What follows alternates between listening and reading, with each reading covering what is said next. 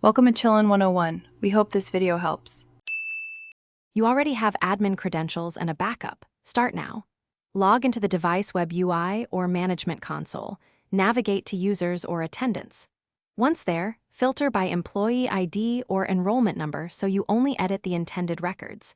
Make a small test change, modify one user's name or time zone, then save. If the test succeeds, proceed.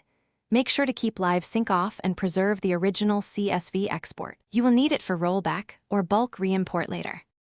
Now you'll perform the bulk edits. Open the exported CSV in a plain editor or spreadsheet and edit fields, ID, template ID, shifts, time zone, without changing file encoding. For re-enrolling fingerprints, mark template cells and plan recollection. Do not paste raw template data across devices. Upload the CSV via the console's import tool, then run the validation step. Once the system reports no conflicts, preview changes. If the preview is clean, apply.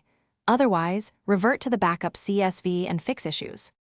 Finish by re-enabling synchronization and observing the system closely. Check recent logs and a sample of attendance punches. You want confirmation that templates and shifts propagated correctly. If changes fail to appear, clear the device cache, force a manual pull, and check for time drift between server and device.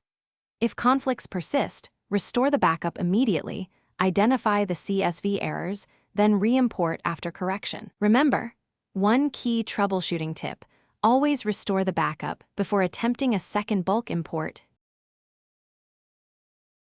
Thanks for watching. Consider subscribing if we helped you.